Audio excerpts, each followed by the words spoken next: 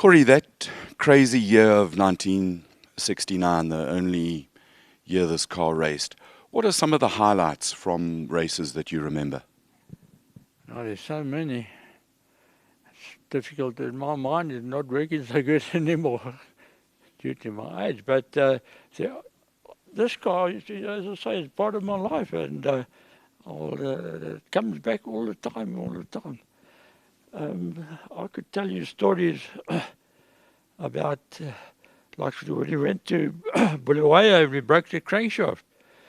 We were ready to car out to do a lap or so, and Bobby broke on one of on the lap. Bobby's the crankshaft broke, and we had to bring it back into the pits and replace the crankshaft. But we never raced that race because of the broken crankshaft. So that's the first race that it didn't race.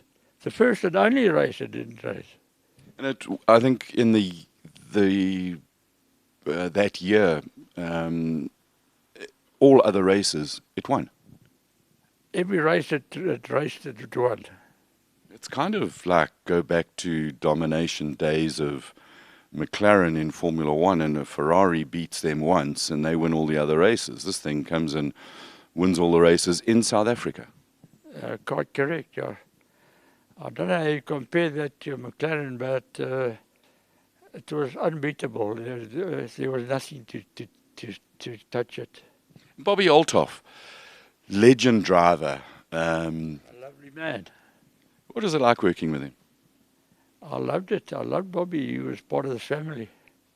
And the whole lot of us, Willie Eppen, Basil, myself, it was a wonderful situation. And you guys went around, you raced fast cars, and no doubt you had some fun after the races as well.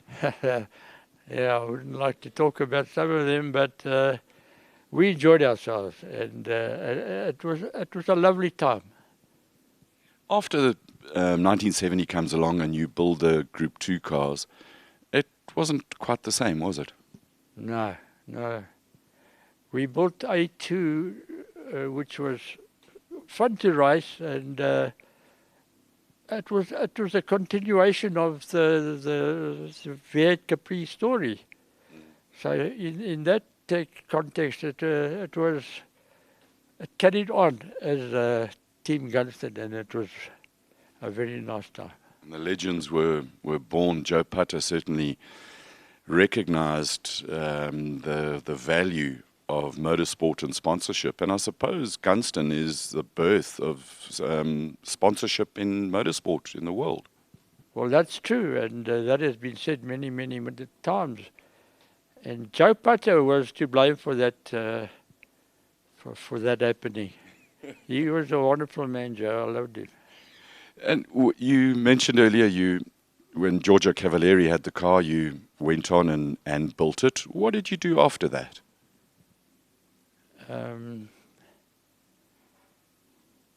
Well, let me think a bit.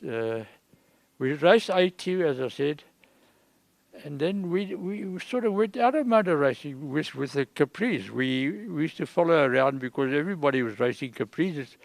They all bought one, and that was a continuation of the Gunston story, the Gunston Capri story. And now you have a chance to come back and do it all again. Well, I won't be turning the spanners this time. I'll be sticking my nose in everywhere. But I think that's what the guys want. I mean, we'll get to talk now about it, but the dream is to have this car exactly as when you pushed it out of the workshop on that first day and it came to life outside. That has got to be, if it can achieve it, can be absolutely special. Well, it is, yes. As I was saying to Frago and this is, if I look at this car now, there's going to be a big pile of junk lying on the ground when you finish, because you've got to strip all the stuff out here and bring it back to what it was. And there's a lot of stuff in here that wasn't around when we built it. what we made was fabricated and built locally. And you built the cars to go fast, not so much to look pretty. Well, both. Because a pretty car is always a fast car. Yeah. No, that's quite true.